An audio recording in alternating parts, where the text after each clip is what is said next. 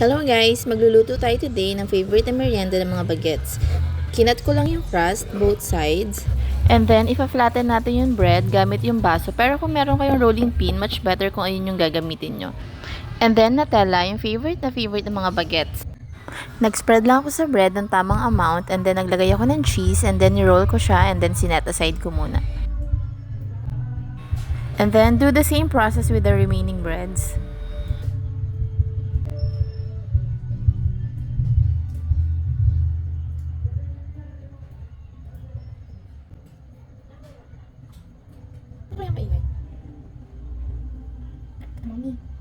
After ko ma-roll yung bread, nagpainit ako ng pan at naglagay ako ng butter. Dinip ko lang yung bread sa egg and then nilagay ko sa pan.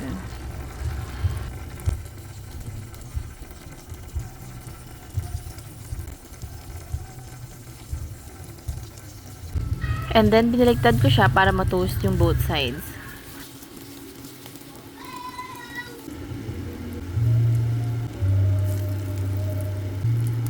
Nung nag-brown na yung bread, hinango ko na siya at nag-drizzle ako ng Nutella.